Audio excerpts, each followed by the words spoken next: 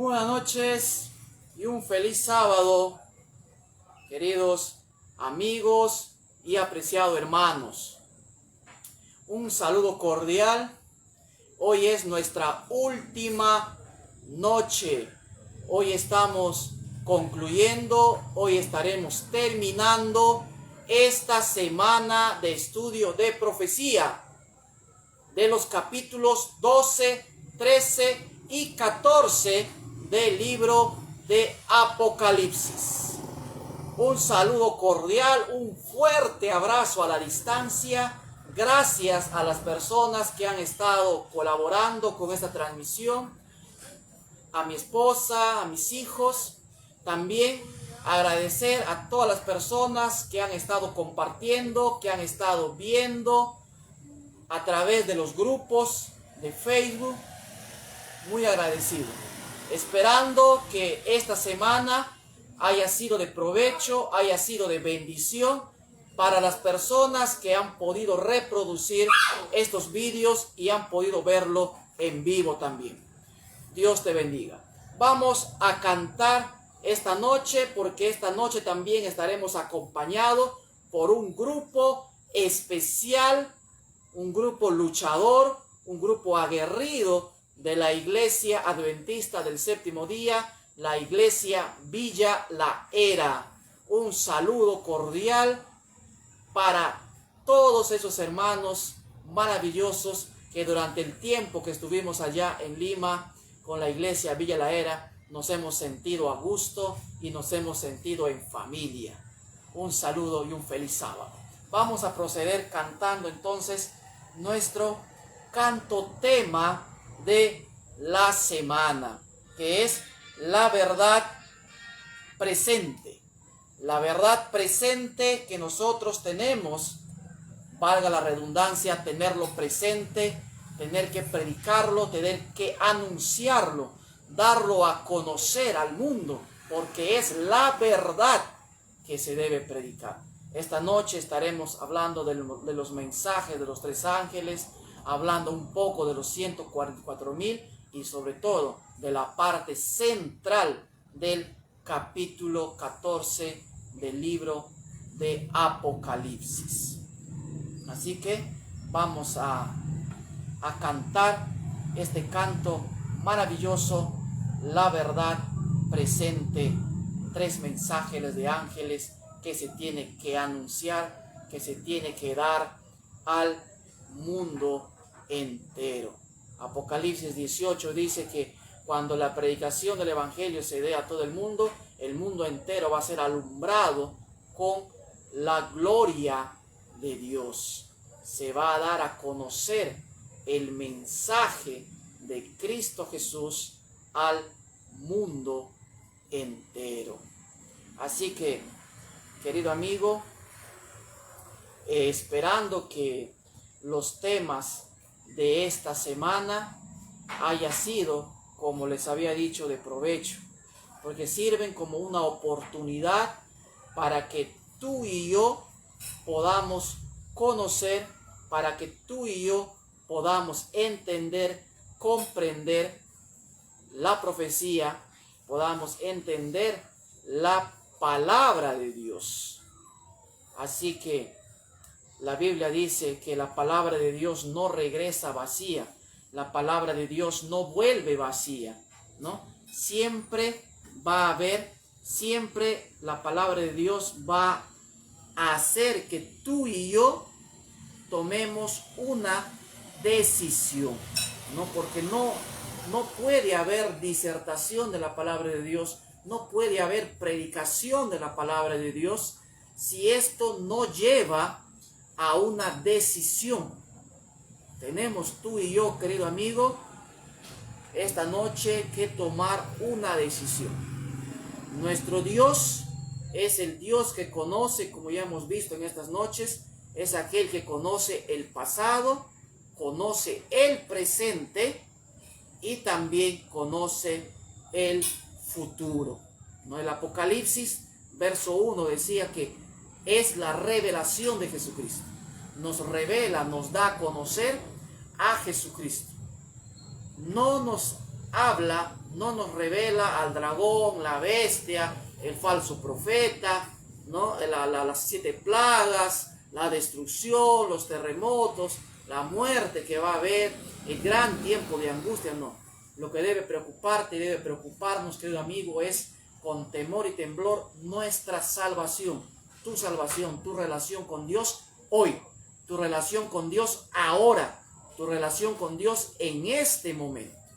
Así que, querido amigo, te invito a que puedas esta noche tomar la mejor decisión, que es entregarle tu vida a Cristo Jesús. Quiero también saludar y agradecer también a mi familia también que ha estado, mis hermanos. Vamos a cantar este canto, el himno tema de esta semana. Se oirá anunciando el juicio final.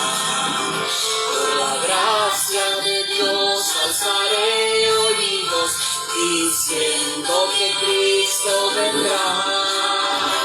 La verdad presente hay que anunciar, que Cristo volverá. Su iglesia unida esparcirá la luz de la verdad. Iglesia de Cristo resurgirá. Este canto ha sido el canto tema de toda esta semana. Vamos a orar, querido amigo, porque el tiempo nos va a ganar. El tema de esta noche es muy interesante, muy profundo, así que vamos a orar para comenzar el estudio de la palabra de Dios esta noche. Oremos. Querido amigo, querido Padre Jesús, estás en los cielos. Te damos gracias, amigo Jesús, por tu cuidado, por tu protección, por la bendición que nos das cada momento, en cada instante de nuestra vida. Gracias, Señor, porque aún nos sigues dando libertad para poder estudiar libremente tu palabra. Bendice, Señor, las personas que están escuchando en este momento y las que escucharán también después. Derrama sobre cada uno de ellos tu bendición. De repente alguno enfermo, alguno con problemas, con dificultades, con angustias. Suple, Señor, las necesidades de cada uno de ellos. Tú conoces sus vidas, conoces sus problemas, conoces sus angustias, sus alegrías. Ayúdalos. Que tu presencia en este momento, al escuchar tu palabra, pueda, Señor, llegar a ellos, penetrar, Señor, en las coyunturas de su vida, para que puedan, Señor, ellos sentir esa paz, ese gozo y esa alegría que trae tu palabra, tu evangelio eterno. Bendice a todas estas personas, te lo pedimos en el nombre de tu Hijo amado Jesús. Amén. Muy bien, querido amigo, apreciado hermano, vamos entonces a comenzar el estudio del tema de esta noche. Y vamos a abrir nuestras Biblias en el capítulo 14 del libro de Apocalipsis. Hermanos de la iglesia Villa La Era, agarren su Biblia, tomen su Biblia. Hermano Isaías, hermano Isaac, hermana Sara y todos los hermanos de la iglesia Villa La Era. Vamos a abrir nuestras Biblias en el libro de Apocalipsis capítulo 14. Vamos a darle una lectura y luego vamos a hacer el comentario respectivo del capítulo 14. Verso 1 dice, vamos a leer los primeros 5 versículos. Después miré y vi que el Cordero estaba de pie sobre el monte de Sión, y con él 144,000 que tenían el nombre de él y el de su padre, escrito en la frente. Oí una voz del cielo como el estruendo de muchas aguas y como el sonido de un gran trueno. La voz que oí era como de arpistas que tocan sus arpas. Cantaban un cántico nuevo delante del trono y delante de los 4 seres vivientes y de los ancianos. Nadie podía aprender el cántico sino aquellos 144,000 que fueron redimidos de entre los de la tierra. Verso 4. Estos son los que no se han contaminado con mujeres, pues son vírgenes. Son los que siguen al Cordero por donde quiera que va. Estos fueron redimidos de entre los hombres como primicias para Dios y para el Cordero. En sus bocas no fue hallado mentira, pues son sin mancha delante del trono de Dios. Entonces, el capítulo 14, amigos y hermanos de la iglesia Villa La Era, el capítulo 14 de Apocalipsis tiene una división, tiene una estructura como nosotros ya la hemos visto en los capítulos 12 y 13, ¿cierto? Para entender nosotros el capítulo 14 no debemos separarlo, aislarlo del capítulo 13 ni del capítulo 12.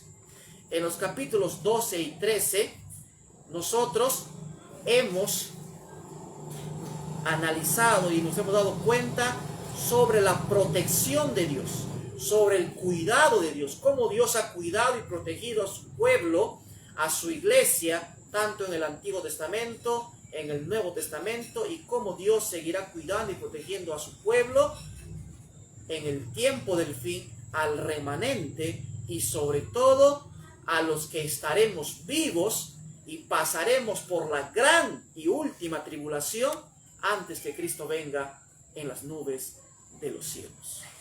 Entonces, el capítulo 14 de Apocalipsis tiene la siguiente estructura.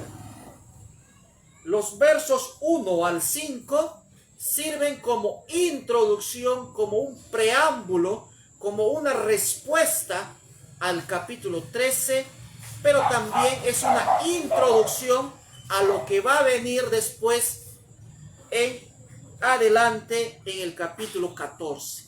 Ya entonces los versos 1 al 5 sirven como una conclusión del capítulo 13, pero también sirve como una introducción para lo que se va a desarrollar en el capítulo 14. Ahora, los versos 6 en adelante están distribuidos de la siguiente manera. Los mensajes de los 3 ángeles que van Apocalipsis 14, ya, los mensajes de los 3 ángeles que van desde los versos 6 hasta el verso 13. Ya allí está el mensaje de los 3 ángeles. Verso 6 hasta el verso 13. Luego tenemos nosotros la parte central del capítulo 14 de Apocalipsis, que nos habla del reino del Hijo del Hombre, la venida del Hijo del Hombre, el reinado del Hijo del Hombre, que está en los versos 14 al 16. Y por último, la última parte, 3 mensajes, 3 ángeles ejecutan juicios. Y esto está en los versos 15 al 20. Entonces, querido amigo, el capítulo 14, apreciado hermano, nos presenta no solamente 3 ángeles, sino que nos presenta 3 ángeles con mensajes en los versos 6 al 13. Luego nos muestra al Hijo del Hombre en los versos 14 al 16. Y luego 3 ángeles en los versos 15 al 20.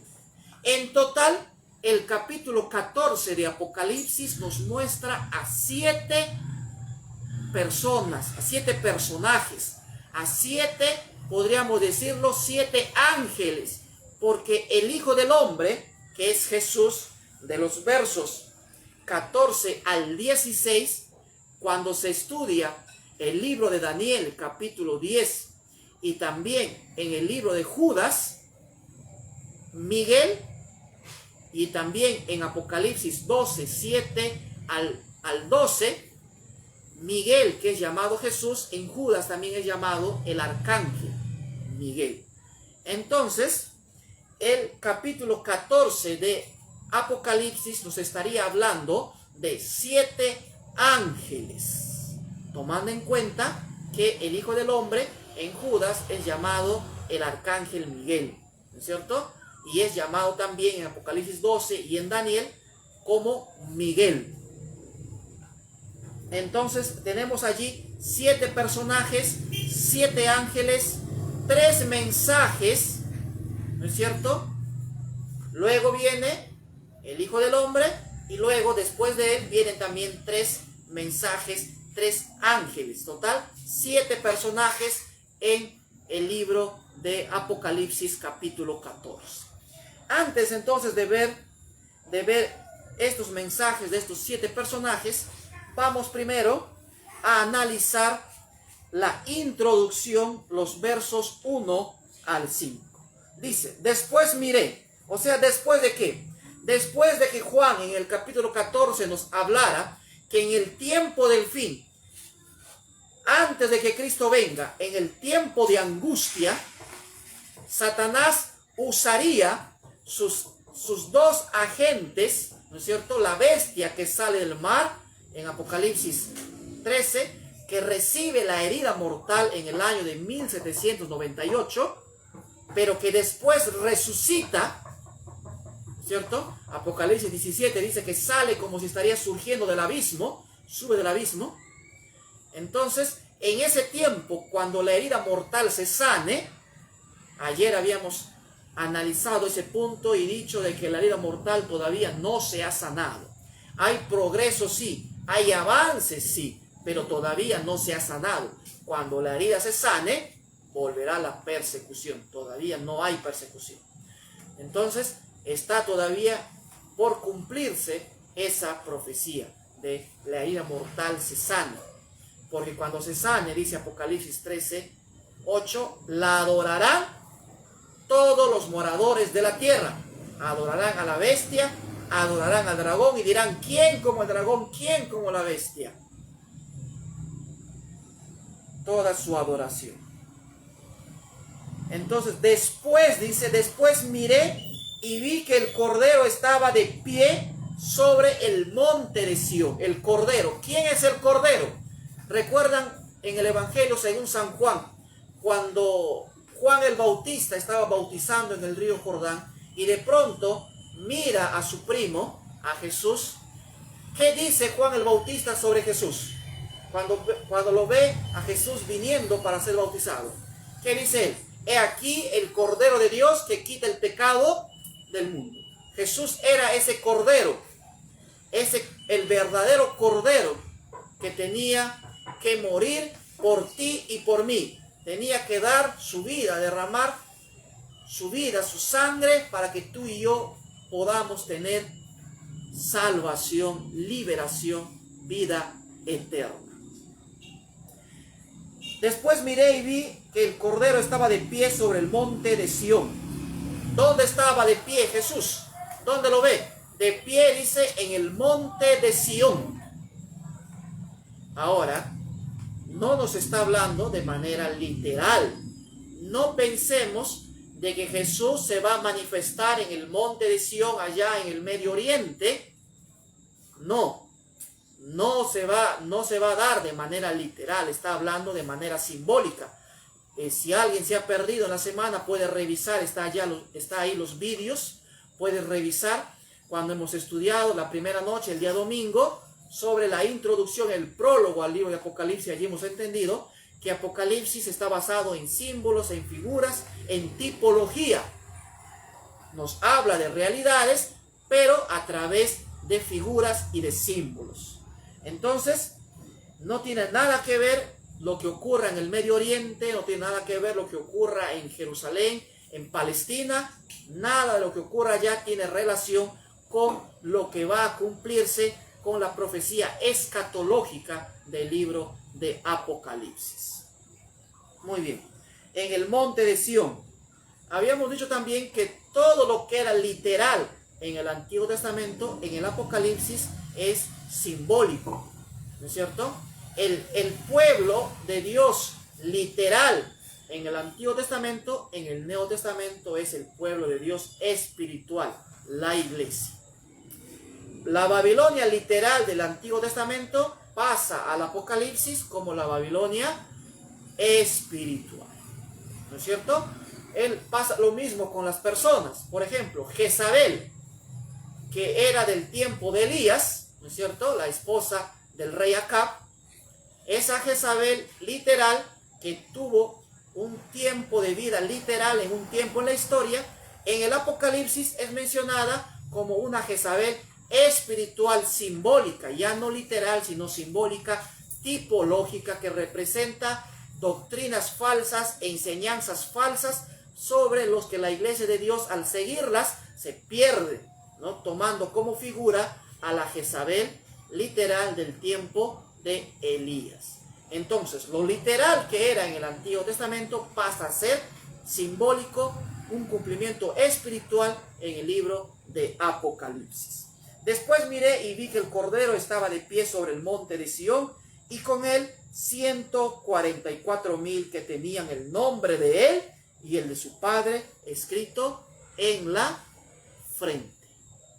Yo te pregunto entonces, ¿quiénes son estos 144,000 que Juan ve en el cielo? Porque la Sión terrenal viene a ser en Apocalipsis la Sión celestial, la Sión espiritual. Así como la Canaán literal, ahora en Apocalipsis la Sión es la Canaán espiritual, la Canaán celestial. Apocalipsis 13 había dicho que todos los moradores de la tierra adoraron a la bestia, sirvieron a la bestia, se pusieron la marca en la frente y en la mano, la marca de la bestia, adoraron al dragón, adoraron a la bestia, todos los moradores de la tierra. Esta frase, queridos amigos y hermanos de la iglesia Villa La Era, esta frase, los moradores de la tierra, si tú buscas con una concordancia bíblica del Apocalipsis, vas a encontrar que esta expresión, los moradores de la tierra, siempre está relacionada a los que persiguen al pueblo de Dios, los que están en contra de Dios, los que se oponen a Dios, los que tomaron su decisión de alejarse y no aceptar el mensaje, el evangelio. Entonces, los moradores de la tierra siempre tienen una connotación negativa. Y Apocalipsis 13 terminó diciendo que todos los moradores de la tierra adoraron. Entonces, ¿dónde estamos nosotros? ¿Dónde está el pueblo de Dios? ¿Dónde está la iglesia de Dios en el tiempo del fin? ¿Dónde? Y Juan dice que nosotros, aunque físicamente todavía estamos aquí, porque eso lo dijo Jesús en el Evangelio según San Juan, están en el mundo, pero no son del mundo. Entonces, aunque físicamente estamos aquí, caminando, batallando como la iglesia militante, caminando, como Elena de White lo presenta en su primera visión al pueblo adventista, caminando, ¿no es cierto? Estamos allí nosotros, pero espiritualmente Juan dice, ya no nos ve en la tierra, porque todos los que moran en la tierra adoraron al dragón y a la bestia y al falso profeta. Entonces Juan dice, nosotros, aunque físicamente estamos en la tierra, pero ya espiritualmente estamos ¿dónde? En el cielo. Y eso Pablo lo confirma en Efesios capítulo 2, versos 6 y 20, que dice que nuestra ciudadanía es una ciudadanía celestial, no terrenal, sino celestial, y ya somos ciudadanos de la patria celestial, somos ciudadanos del cielo. Y eso es lo que dice aquí el capítulo 14, cuando dice que ve al Cordero de pie sobre el monte de Sión, y con él 144,000 que tenían el nombre de él y el de su Padre escrito en la frente. Ahora, si todo esto es simbólico, entonces los 144,000 también son simbólicos. Partimos de ahí. ¿Son literales o son simbólicos? Hay muchos que argumentan y dicen que son literales. Entonces, querido amigo, hay que plantearnos, nosotros como iglesia adventista, ¿qué método de interpretación usamos? ¿El método preterista? ¿El método futurista? ¿El método idealista futurista? ¿El método dispensacionalista futurista? ¿O el método historicista? Si nosotros usáramos el método futurista, entonces estaríamos diciendo, y también el método preterista, estaríamos diciendo que estos 144,000 son literales. Pero cuando nosotros como adventistas aplicamos el método historicista, entonces el método historicista me dice que estos 144,000 son simbólicos y no literales. ¿Por qué? Porque estos 144,000, cuando lo vemos en Apocalipsis 7, dice, salen de las 12 tribus, 12,000 de cada tribu, ¿no es cierto? Si esto fuese literal, en la actualidad no existen las 12 tribus. Tampoco hay personas vivas que representen a las 12 tribus. Otro detalle, que por lo cual no puede ser literal, es que según la relación, y vamos a ir a Apocalipsis 7, según la relación que Apocalipsis 7 nos da de este mismo grupo, los 144,000, si ustedes leen de manera detallada a partir del verso 5 hasta el verso 8, dice, de la tribu de Judá 12,000 sellados, de la tribu de Rubén 12,000 sellados, de la tribu de Gad 12,000. Y cuando leemos este orden que presenta Apocalipsis, y si tú buscas en el Antiguo Testamento, cuando se menciona a las 12 tribus para ir a la guerra o a la batalla, nunca las 12 tribus son mencionadas en el orden en el que aparece en Apocalipsis capítulo 7, hablando de los 144,000. Otro detalle, por lo cual no puede ser literal, es que las 12 tribus no son mencionadas en el libro de Apocalipsis capítulo 7, versos 5 al 8. Si tú lees el Antiguo Testamento, la lista de las 12 tribus, los representantes de las 12 tribus, en Apocalipsis se omite a 2 tribus, porque habían caído en pecado y idolatría, y se suple con los 2 hijos de José, y también poniendo a José en la lista de Apocalipsis capítulo 7, versículos 5 al 8. Por esas razones obvias, no puede ser literal los 144,000. Es más, porque la literalidad de los 144,000 está ligada al método de interpretación preterista, futurista, idealista y dispensacionalista, que nosotros como iglesia adventista no usamos como método de interpretación para la Biblia ni para la profecía. Entonces, con esto claro, podemos decir nosotros que los 144,000 no son un grupo literal. No es que al final de la historia, antes que Cristo venga, van a haber vivos solamente 144,000, literal. No, no es así. La Biblia no lo dice, no lo respalda. Otra razón que ya di yo para que estas sean simbólicos está en el capítulo 1, verso 1, en la parte 2, cuando dice, y la declaró enviándola, ¿no es cierto? Esa palabra declaró del capítulo 1, verso 1, es la palabra semainó, que significa que el Apocalipsis fue dado, el Apocalipsis fue declarado en símbolos y señales, ¿no? La palabra semainó, señales, símbolos. El Apocalipsis fue dado en símbolos y señales, y debe ser entendido y debe ser interpretado como lo que es un libro simbólico, un libro tipológico, que nos habla de realidades a través de símbolos. Entonces no es literal. Y quiero darles otra razón de acuerdo al Apocalipsis y su contexto. Miren, hay algo que nosotros hemos notado ya desde el capítulo 1 de Apocalipsis.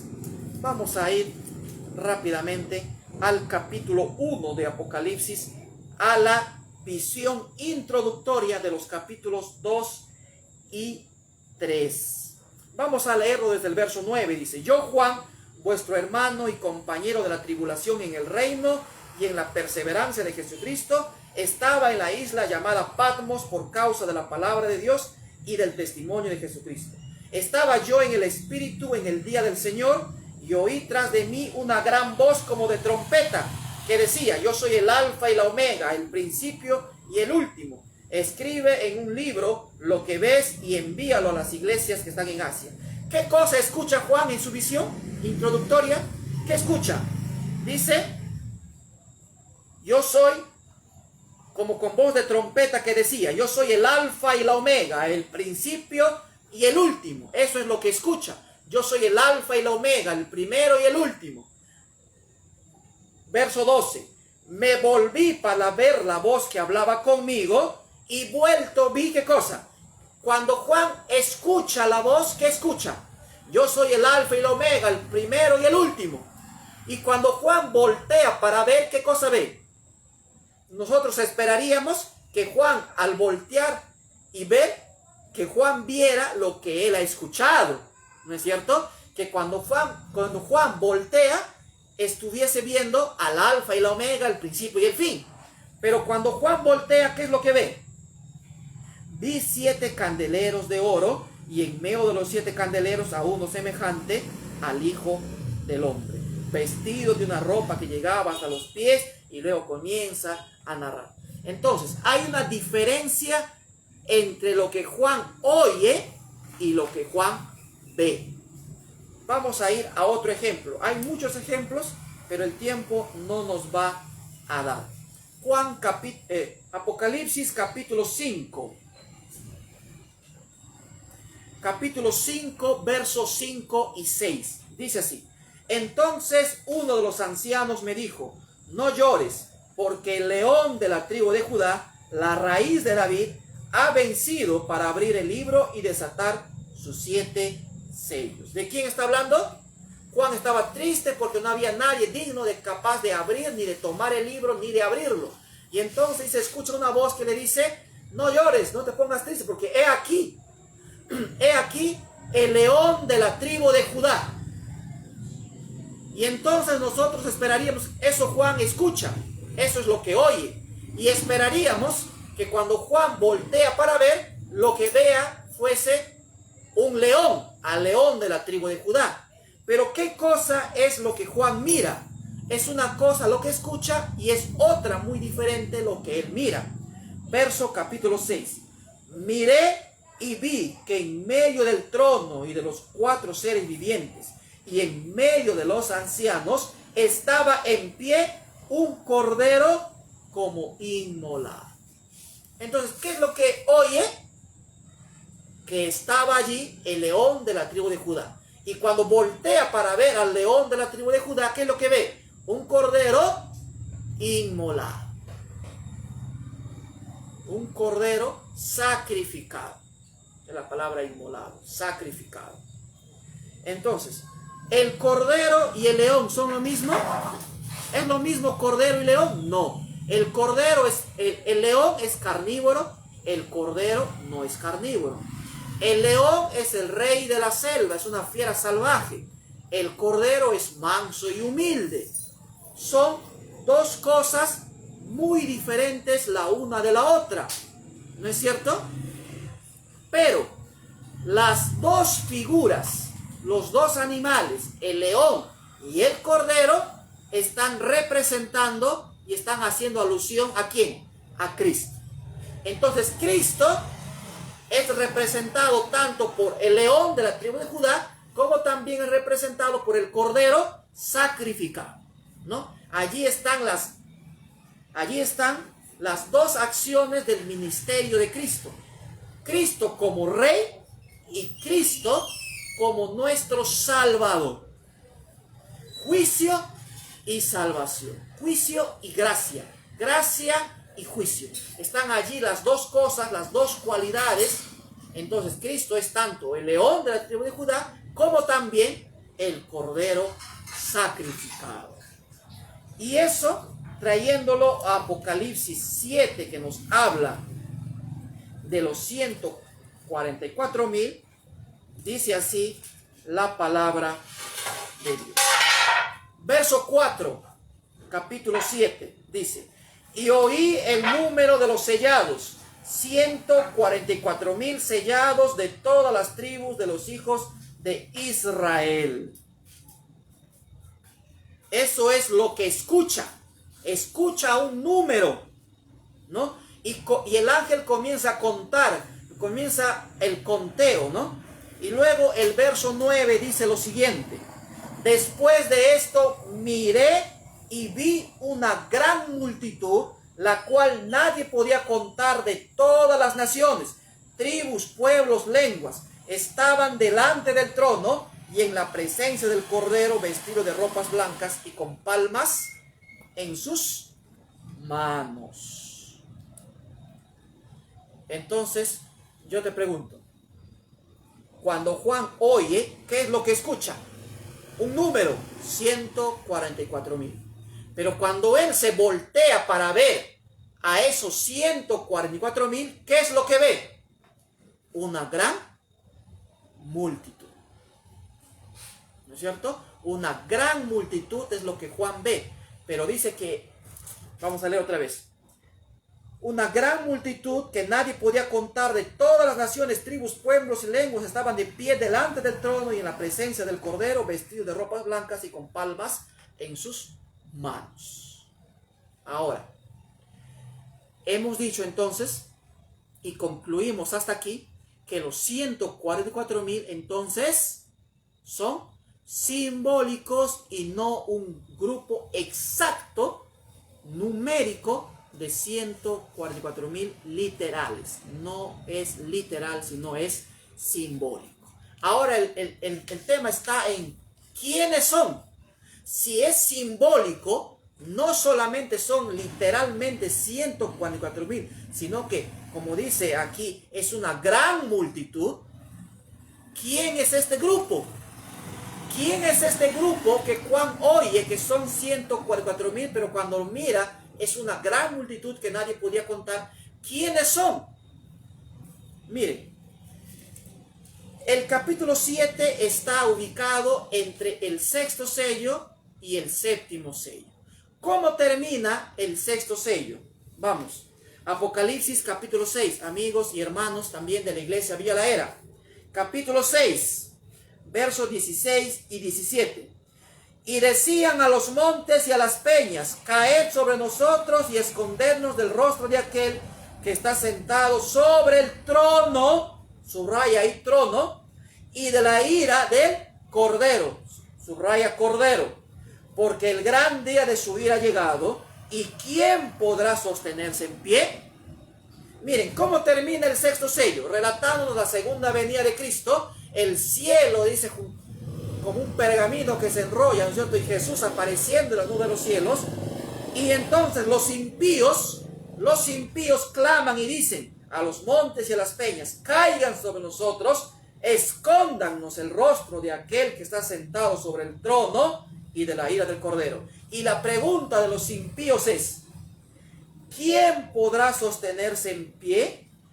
¿Quién podrá, dice, estar de pie cuando Cristo aparezca por segunda vez?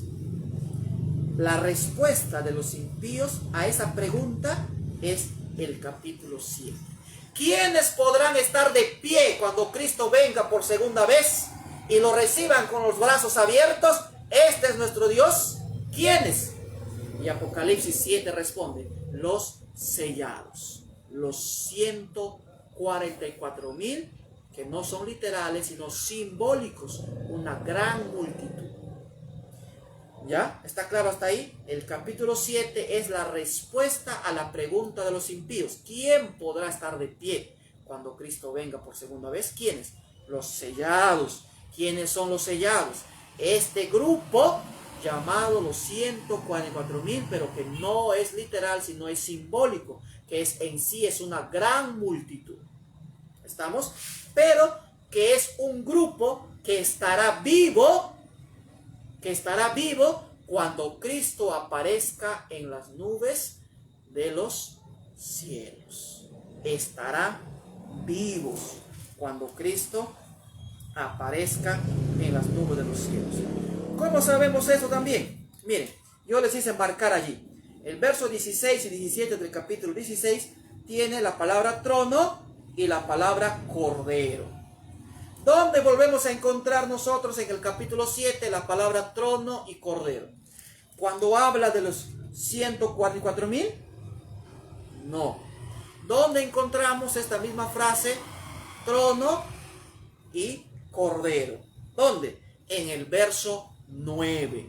El verso 9 del capítulo 7 dice lo siguiente: después de esto miré y vi una gran multitud, la cual nadie podía contar, de todas las naciones, tribus, pueblos y lenguas, estaban delante del trono y en la presencia del Cordero, vestido de ropas blancas. ¿Ah? Esta gran multitud, no los 144,000, sino la gran multitud, dice, estaban delante del trono y en la presencia del Cordero. ¿Recuerda la pregunta del capítulo 6, versos 16, 17 de los impíos? ¿Quién podrá estar en pie? ¿Quién podrá estar en pie? Dice, delante del trono y delante del Cordero. Y Apocalipsis 7, 9 dice, la gran multitud vestida de ropas blancas estará delante del trono en la presencia del Cordero, vestido de ropas blancas y con palmas en las manos. Clamaban a gran voz diciendo, la salvación pertenece a nuestro Dios que está sentado en el trono y al Cordero. Una vez más, trono y Cordero, relacionado con la gran multitud y no específicamente con los 144,000, porque los 144,000 y la gran multitud es el mismo grupo. Es el mismo grupo. Verso 13.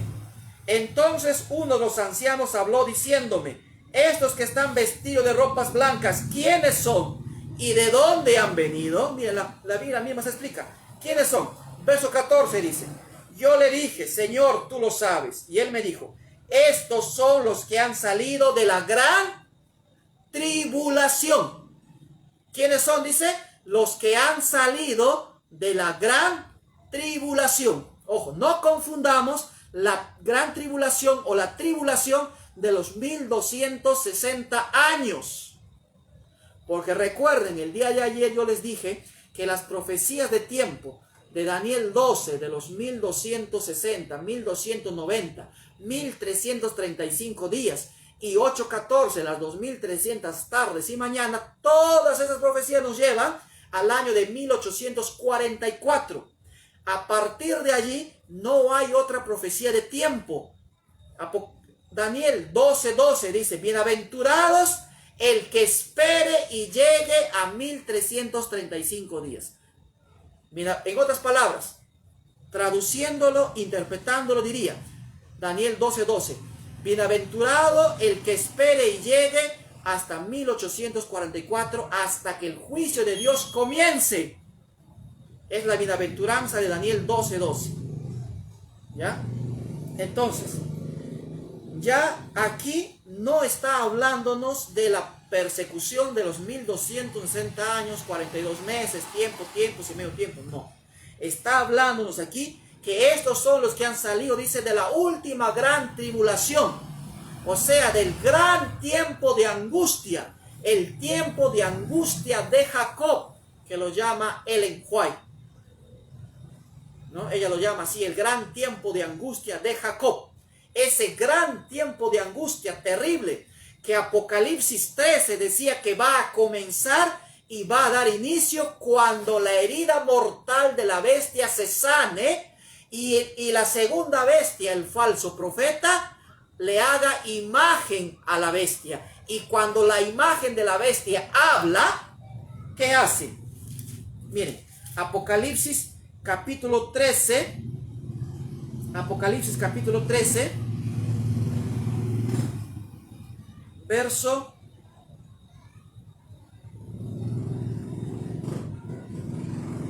15 dice, se le permitió infundir aliento a la imagen de la bestia para que la bestia hablara, y cuando la bestia habla, ¿qué hace?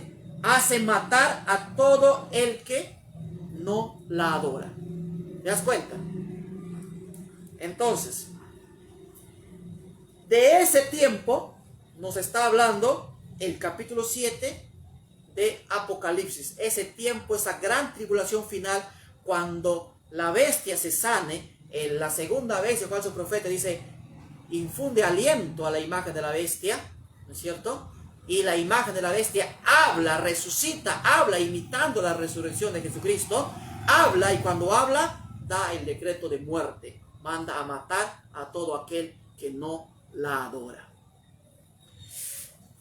¿Quiénes son? Dice, estos son los que han salido de la gran tribulación, han lavado sus ropas y la han emblanquecido en la sangre del Cordero.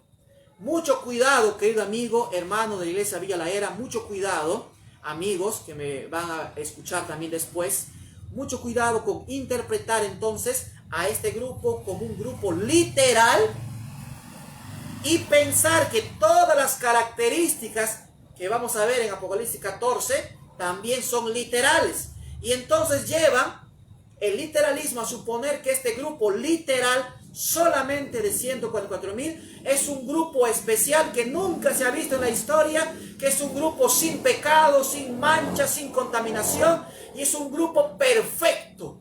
No está hablando de eso la Biblia, no está hablando de eso el capítulo 7 ni el capítulo 14. Es un grupo igual al de toda la historia, pero que es especial porque ha pasado una prueba especial que en muchos a través de la historia no lo han pasado, porque es un momento especial en la historia donde se decidirá el destino, ¿no es cierto? Se decidirá por fin, el juicio va a terminar, y entonces esta gran tribulación, por eso dice aquí, han salido de la gran tribulación, han vencido.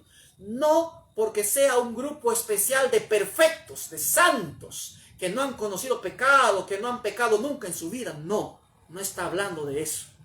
No está hablando de esa perfección, de ese perfeccionismo.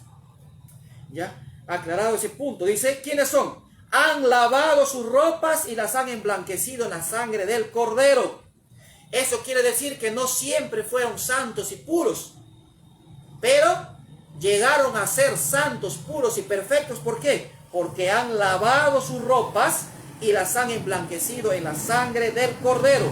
Todo el que llegue al cielo será por los méritos de Cristo. Nadie entrará al cielo por su propio mérito. Así que no pienses, no creas, no enseñes que los 144,000 son literales y que su santidad, su perfección es literal, distinta al resto. No. Todos, querido amigo, desde Adán hasta el último ser humano que quede en pie vivo cuando Cristo venga, todos somos y seremos salvados siempre y siempre por la gracia y la misericordia de Cristo Jesús. Así que no hay una perfección única, última, al final no existe eso. Todos hemos sido salvados. Por eso Romano dice, no hay ni un justo, nadie, todos somos pecadores. Solo Cristo Jesús es aquel que puede darnos a través, cuando nosotros nos arrepentimos, pedimos a Dios, entonces Dios nos imputa su justicia, como lo hizo con Abraham, que dice la Biblia, Abraham creyó y le fue contado por justicia. Siempre fue por gracia. No hay otra forma o otra manera. Vamos entonces a Apocalipsis 14. Tenemos tiempo todavía, unos minutos. Apocalipsis 14 dice, hablando de los 144,000.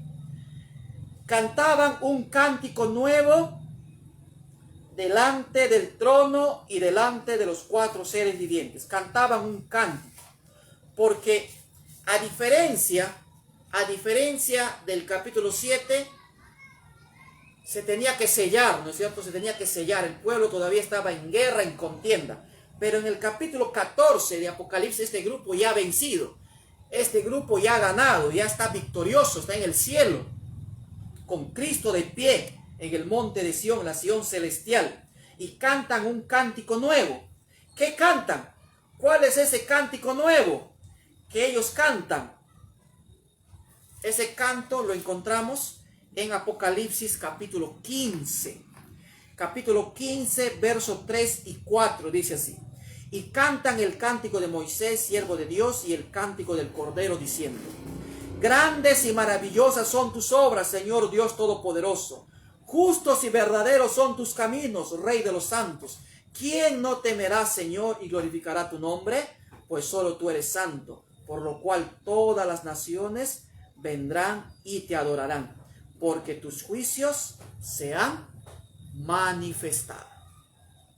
Porque tus juicios se han manifestado. Cantan un cántico nuevo delante del trono y delante de los 4 seres vivientes y de los ancianos. Nadie podía aprender el cántico sino aquellos 144,000 que fueron redimidos. No nos da el tiempo para explicar, pero esta palabra redimido viene del griego agorazo, ¿ya? Y cuando aparece en el capítulo 14 esta palabra redimido, es de la palabra griega agorazo. Y la palabra griega agorazo significa comprar. Y la palabra agorazo está en pasivo. Es un verbo pasivo. Y entonces, cuando dice fueron redimidos, está diciendo fueron comprados. ¿Por qué? Porque nosotros no podemos comprar nuestra salvación. Nosotros no hemos podido comprar nuestra liberación. Nosotros no podemos comprar nuestra redención. Nosotros no podemos comprarnos, no podemos redimirnos a nosotros mismos, porque es un verbo pasivo. No es de acción, es un verbo pasivo. Por lo tanto, no podemos nosotros redimirnos, no podemos comprarnos, no podemos salvarnos, no podemos liberarnos nosotros. Esto también nos recuerda cuando Pablo dice: con Cristo estoy juntamente crucificado. También es un pasivo. Y entonces, redimirnos en la Biblia significa salvación. Aquel que compraba la liberación, el rescate de un esclavo, para que el esclavo sea libre. De eso está hablando la palabra agorazo. Comprar, redención, liberación, salvación, pero está en pasivo. Porque tú y yo, querido amigo, no podemos hacer. Alguien tiene que hacerlo. ¿Y quién lo hizo? Cristo Jesús, al morir en la cruz del Calvario, compró nuestra salvación. ¿Por qué? Porque no solamente este verbo está en pasivo, agorazo, sino que también está en un tiempo aoristo. Y en el griego, el tiempo aoristo es un tiempo pasado puntual. ¿Qué quiere decir? Que nuestra salvación ocurrió en un momento en la historia. Ocurre en un punto en la historia, ocurre en un momento. De manera general, nuestra salvación ocurrió en la cruz del Calvario. Y de manera específica, nuestra redención, esta compra, inicia cuando tú y yo aceptamos el Evangelio eterno, aceptamos a Cristo en nuestra mente y corazón, y en ese momento en la historia somos salvos. Somos salvos. No tengo que hacer yo cosas para salvarme. Soy salvo, pero tengo que mantenerme en el estado de salvación, obedeciendo a Dios, cumpliendo lo que Dios pide, pero lo hago como respuesta al amor por el cual Dios me ha rescatado. Como resultado, no para conseguir, sino como resultado. Por eso, agorazo es un pasivo y es un auristo, que está marcando un evento específico, puntual en la historia. ¿Qué más? Estos son los que no se han contaminado con mujeres. Otra vez, ya hemos visto en el capítulo 12, la mujer de Apocalipsis 12 no es literal, es simbólica. La mujer de Apocalipsis 17 y 18 no es literal, es simbólica. Representa a la Babilonia, representa a los impíos. Y la mujer de Apocalipsis 12 representa a la iglesia, al pueblo de Dios, a través de la historia. ¿No es cierto? Por eso Apocalipsis dice, el espíritu y la esposa dicen, ven. Y también cuando habla de la Nueva Jerusalén, dice, vi descender la Nueva Jerusalén como una esposa ataviada, adornada, cambiada para su marido, que es Cristo Jesús. De eso ya hemos explicado. Entonces, cuando dice acá, no se han contaminado con mujeres, no se han manchado con mujeres, No, esta palabra contaminación nos hace recordar al santuario, ¿no es cierto? No se han contaminado con mujeres, mujeres simbólicas. Eso está hablando aquí de una desviación sexual espiritual, de prostitución espiritual. Nos está hablando de un adulterio espiritual, y eso lo puedes ver a lo largo del Antiguo Testamento, cuando los profetas anunciaron, cuando el pueblo de Dios se apartaba, la comparaban con una prostituta, con una mujer infiel. ¿No es cierto? Lo puedes encontrar también en el libro de Oseas, en Isaías, Jeremías, Ezequiel. En todos ellos allí vas a encontrar esa figura del pueblo de Dios. Cuando se apartaba, eras representado por una mujer infiel, por una mujer impura. Dice, no se han contaminado con mujeres, pues son vírgenes. La virginidad, la pureza de este grupo no es porque ellos han aparecido así, especiales, santos, no. Ya hemos visto y hemos dicho en el capítulo 7, porque han lavado y emblanquecido sus ropas en la sangre del Cordero. Por eso son sin mancha, que no se han contaminado con mujeres. Y es más, Apocalipsis también nos habla de que la ramera, dice, ¿no es cierto? Apocalipsis 18 y 17 nos habla de que la ramera tiene hijas y es la madre de las rameras, de las abominaciones de la tierra. Entonces, si es madre, tiene hijas. Las falsas iglesias, falsas enseñanzas. En otras palabras, al decir que este grupo no se ha contaminado con mujeres y son puros, quiere decir que no se han dejado seducir por las enseñanzas de esta falsa iglesia, de sus falsas hijas, de sus falsas doctrinas, sus falsas enseñanzas. No han bebido del vino de su fornicación, de sus falsas enseñanzas, creencias, donde las tradiciones y la cultura son más importantes que la palabra de Dios. Muy bien. Son los que siguen al Cordero por donde quiera que va. ¿Por qué son sin mancha? ¿Por qué son puros, santos, perfectos? ¿Por qué? ¿Qué dice el texto? Porque siguen al Cordero por donde quiera que va. Porque siguen. Mientras tú sigas al Cordero de Dios, serás sin mancha, puro, santo y perfecto. No porque tú hagas algo, sino por la gracia y la misericordia de Dios. Porque estás siguiendo a Cristo Jesús por donde quiera que va. Lo sigues cuando todo va bien, pero también lo sigues cuando atraviesas el valle de sombra y de muerte. Salmos 23. Aunque vaya por el valle de sombra y de muerte, dice, allí está. No solamente seguirlo cuando todo está bien, cuando estás en enfermedad, con problemas, con angustia, allí tienes también que seguir siguiendo a Cristo Jesús. ¿Qué más dice después? Estos fueron redimidos de entre los hombres como primicias. Otra vez aparece la palabra agorazo. Fueron redimidos de entre los hombres como primicias para Dios y para el Cordero. ¿Qué quiere decir primicias? Primeros frutos. Y si estos son, estos 144,000, la gran multitud que estará de pie antes que Cristo venga y serán transformados en vida, dice, son primicias, los primeros frutos. Y si son primeros frutos, quiere decir que hay más frutos. Porque cuando el pueblo de Dios, y de eso va a hablar más adelante Apocalipsis, las dos cosechas, ¿no es cierto? La cosecha de primavera, la siega de primavera y la cosecha de otoño, ¿no es cierto? En primavera se segaba el trigo y la cebada y en otoño se cosechaban los frutos. Entonces, dice que acá son los primeros frutos, las primicias.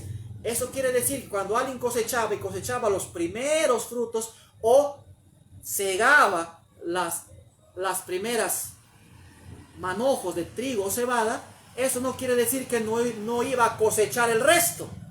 Acá dice que este grupo final que estará de pie, llamado los 144,000 y la gran multitud, que es el mismo grupo, ¿no es cierto?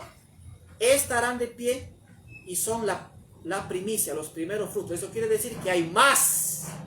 Hay más. Porque en esta gran multitud también entran al final todos los redimidos de toda la historia de este mundo, desde Adán hasta que el tiempo de gracia se cierre. Muy bien. En sus bocas no fue hallada mentira, pues son sin mancha delante del trono de Dios. Así que no va a decir, estos son un grupo especial que nunca ha mentido. No. Mientras estemos en este mundo, dijo Pablo, no pretendo haber alcanzado, pero sigo la lucha, prosigo el llamamiento, avanzo. No es un grupo que nunca, no. Podemos mentir, podemos flaquear, ¿no es cierto? Como hermanos de iglesia, como ancianos de iglesia, como pastores, como líderes. Podemos tener equivocaciones, podemos tener flaquezas, podemos caer, pero tenemos que levantarnos, ponernos de pie, tomarnos de las manos de Cristo y continuar en este camino. Elena de White lo vio así en su primera visión. ¿Recuerdas? Cuando ella vio al pueblo adventista caminando por un sendero angosto, subiendo, dice, a la Canaán celestial, ¿no? Y Jesús iba adelante y los alumbraba el camino. Pero cuando alguien, dice ella, volteaba para ver atrás, el camino se hacía oscuro y entonces podían tropezar y muchos caían. Querido amigo, sigue mirando a Cristo Jesús, camina, sigue un poco más caminando, sigue un poco más. Sé que es doloroso, sé que hay angustia, sé que hay muchos problemas, hay muerte. Yo estuve hace poco a punto de morir, estuve grave, hospitalizado, 40 días en UCI, 3 meses hospitalizado. Mi padre falleció el año pasado. Muchos hemos perdido seres queridos. Tenemos problemas, no lo superamos todavía. Hay muchos que no lo superan. Hay muchos todavía que no continúan su vida, que viven en el pasado, con miedo al futuro. Querido amigo, apreciado hermano, Cristo Jesús está pronto a regresar. Los versículos 6 al 13, los versículos 6 al 13 nos muestra el mensaje de los 3 ángeles. El primer mensaje es: temed a Dios y dad de gloria, porque la hora de su juicio ha llegado. El evangelio eterno, querido amigo, en esta proclamación, el ángel que proclama no es que va a haber un ángel volando, es la iglesia, el pueblo de Dios de ahora, que tiene que salir con prestez, que tiene que salir con premura, como si estaría volando por el medio del cielo anunciando que el juicio de Dios ha comenzado, que ahora nos encontramos viviendo en el día antitípico del Yom Kippur, en el día de la expiación. Entonces, el inicio del juicio es ¿qué cosa? El evangelio eterno, la buena noticia. Pero ¿cómo, hermano, el inicio del juicio va a ser la buena noticia, el evangelio eterno? Si a mí me da miedo el juicio, no tienes por qué temer. El juicio es una buena noticia. ¿Por qué? Porque Cristo Jesús va a vindicar a su pueblo, va a salvar, va a rescatar, va a redimir a su pueblo a través de un juicio. Va a demostrar que a través de su sangre, a través de su muerte en la cruz, tú y yo somos santos, puros, sin mancha, que no nos hemos contaminado y no habrá engaño que salga de nuestra boca. Y formaremos parte de ese grupo especial, si aún estamos con vida cuando Cristo venga. Entonces, el segundo mensaje del segundo ángel dice, vamos a ver, el segundo mensaje. Otro ángel lo siguió diciendo: ha caído Babilonia. Esta caída de Babilonia, el ángel no lo dice con fuerte voz, porque hay 2 veces en Apocalipsis que Babilonia cae. La primera caída al finalizar los 1260 años, y eso está hablando acá, es la primera caída al finalizar los 1260 años, el año 1798, es la primera caída. Habla acá, ha caído, por eso no lo anuncia a fuerte voz. Pero en el capítulo 18, verso 2 en adelante, se anuncia con fuerte voz la caída de Babilonia, porque es en las plagas, ¿no es cierto? En las plagas que se da la caída definitiva de Babilonia, cuando el tiempo de gracia ya ha terminado. Entonces, la proclamación del mensaje de los 3 ángeles se da en el tiempo de gracia. Porque no tendría sentido que la proclamación del mensaje de los 3 ángeles, el mensaje que la iglesia tiene que dar, lo dé cuando el tiempo de gracia ha terminado. Entonces, estos 3 mensajes son dentro del tiempo de gracia. El tercer ángel lo siguió diciendo a gran voz: si alguno adora a la bestia y a su imagen, recibe la marca en su frente, haciendo recordar, ¿te das cuenta? Él también beberá del libro de la ira de Dios, El humo de su tormento sube por los siglos de los siglos. Aquí está la perseverancia de los santos, los que guardan los mandamientos de Dios y la fe de Jesús. Y por último se dice, bienaventurado de aquí en adelante los muertos que mueran en el Señor. Daniel 12:12 decía, bienaventurado el que espere y llegue hasta que el juicio comience. Y ahora la bienaventuranza de Apocalipsis 14:13 dice, bienaventurados ahora que el juicio ha comenzado, los que de aquí en adelante, los que a partir del 22 de octubre de 1844 mueran, no se preocupen, dice. Es cierto, van a sufrir, van a sentir tristeza por perder un familiar, por las pruebas, dificultades que pasen, pero no se angustien, dice, bienaventurados, felices, de aquí en adelante, los muertos que mueran en el Señor. Sí, dice el Espíritu, descansarán de sus trabajos, porque sus obras con ellos siguen. Y es por eso, querido amigo, que yo tengo esa fe, esa certeza y me aferro cada día. Porque mi padre, cuando estaba muriendo, sus últimas palabras fueron, nos veremos pronto. Y yo espero ver a mi padre aquella mañana gloriosa de la resurrección. Y yo sé que tú también, querido amigo, tienes esa bendita esperanza. Y si no la tienes, abraza esa esperanza, porque no todo termina con la muerte, porque hay esperanza. Dice, bienaventurados, felices de aquí en adelante, los muertos que mueran en el Señor. Ahora, la parte central de Apocalipsis 14 está en los versos 14 al 16. Dice, miré y vi una nube blanca. Después que se dé la predicación de los tres mensajes, después de que la iglesia dé ese triple mensaje de amonestación al mundo, primero, que la hora del juicio ha llegado, ¿no es cierto? Segundo, que la Babilonia ha caído, ya tuvo su caída, ¿no es cierto? Segundo, que te prepares y te apartes para que no recibas la marca de la bestia ni en tu frente ni en tu mano, que eso ya lo hemos estudiado también, que no es literal, tampoco es simbólico, habla de la obediencia a los principios y al gobierno de Dios, a la ley de Dios, el sábado como el sello de Dios.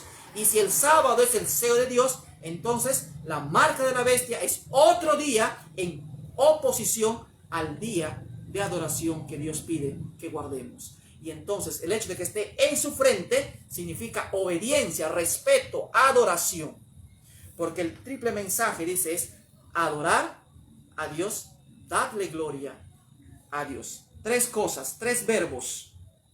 Temer a Dios, darle gloria y adorar a Dios. Lo mismo que aparece en el cántico de Apocalipsis 15, 3 y 4. Temer a Dios, darle gloria y adorar a Dios. Tres cosas para evitar recibir la marca de la bestia y tener el sello de Dios. En otra oportunidad vamos a centrarnos a explicar qué significa y cómo podemos prepararnos para recibir el sello de Dios. Miré y vi una nube blanca sentado sobre la nube, uno semejante al Hijo del Hombre, que llevaba en la cabeza una corona de oro y en la mano una hoz aguda. Y otro ángel salió del templo gritando a gran voz al que estaba sentado sobre el trono de la nube, mete tu hoz y ciega porque la hora de cegar ha llegado. Una vez que nosotros prediquemos estos tres mensajes, el tiempo del fin habrá llegado, ¿no es cierto? Mateo 24 dice, y el evangelio del reino será predicado a todo el mundo, y entonces vendrá ¿qué cosa? El fin. Apocalipsis 18 dice, y un ángel fuerte descendió y la tierra fue alumbrada. Quiere decir que el evangelio será predicado a todo el mundo. Y entonces dice, miré y vi una nube blanca sentado sobre la nube, uno semejante al Hijo del Hombre. Al Hijo del Hombre que nos hablaba Daniel capítulo 7, versos 13 y 14, la venida de Jesús. Entonces los versículos 17 al 20 nos hablan ya a eventos después de la segunda venida, después del milenio, el juicio ejecutivo, ¿no es cierto? Los mensajes de los tres ángeles son dados en el tiempo de gracia. Representan ¿qué cosa? Y terminan con la segunda venida, que es el segamiento, la cosecha del trigo. Jesús dijo también, el trigo y la cizaña crecerán juntos, pero no para siempre. y iba a llegar el zarandeo. Y aquí en el verso 14 al 16 se da esa cosecha, ese zarandeo del trigo. ¿Y el trigo quién es? El pueblo de Dios, los 144,000, la gran multitud que estará de pie cuando Cristo aparezca en la nube de los cielos. Los versos 17 al 20 son separados del 16 por el milenio, después de la segunda venida. Verso 17 dice: oí al ángel que salió del templo que estaba en el cielo, llevando también una hoz aguda. Y salió del altar otro ángel que tenía poder sobre el fuego, y llamó a gran voz al que llevaba la hoz aguda, diciendo: mete tu hoz aguda y vendimia los racimos de la tierra, porque sus uvas están maduras. El ángel metió su hoz en la tierra, vendimió la viña de la tierra y echó las uvas en el gran lagar de la ira de Dios. El lagar fue pisado fuera de la ciudad, y el lagar salió sangre que llegó hasta los frenos de los caballos, en una extensión de 1,600 estadios. Entonces, repito, para que entendamos, con eso termino. Los mensajes de los tres ángeles se dan en el tiempo de gracia.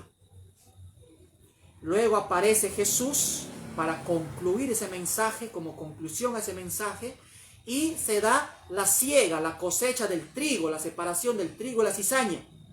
Jesús cosecha, ¿no?, lo que ya salvó, lo que ya estuvo listo, maduró. Y luego se da el milenio y se da el mensaje de los tres últimos ángeles, que tienen que ver ya con el juicio ejecutivo, con la cosecha, con la última cosecha, ¿cierto? Primero tenemos la primera cosecha con los tres ángeles, y luego los tres últimos ángeles también una segunda cosecha, pero esta vez de los infieles, que resucitarán solamente para ser destruidos. Por eso también encontramos una bienaventuranza en Apocalipsis que dice: bienaventurados los que mueran una vez o reciban la muerte primera, porque los que reciban la muerte segunda serán, ¿qué cosa?, eliminados. Resucitarán para ser eliminados, y esa cosecha final está presentada en los versos 17 al 20, cuando Jesús exterminará el pecado y a los que no han querido apartarse del pecado, porque Jesús va a destruir al final el pecado, y juntamente con el pecado a todos aquellos que no se han apartado y no han querido dejar el pecado ahora. Y aparece un número, 1,600 estadios. Ese número es dado a los impíos, y al pueblo escogido y salvado por Dios se le da un número simbólico de 144,000. Entonces, estos dos números parecen ser contrarios, parecen oponerse, uno representando al pueblo de Dios del tiempo del fin, y el otro representando a los malvados, a los impíos, que serán destruidos. Muy bien, querido amigo, querido hermano, con esto terminamos. Si hay preguntas, objeciones, dudas, comentarios, pueden escribirnos. Escriban, ¿no es cierto?, para poder responderles en un siguiente vídeo. Dios te bendiga, Dios te guarde. Vamos a orar. Muchas gracias por acompañarme, por seguirme hasta aquí. Dios te bendiga, Dios te guarde, a todos los amigos, mis familiares, conocidos, amigos, hermanos de la iglesia Villa La Era también, y a todos aquellos que lo verán después cuando lo comparta en los grupos de Facebook. Dios te bendiga. Vamos a orar. Bendito Padre Celestial, gracias te damos, Señor, por el estudio de tu palabra esta noche.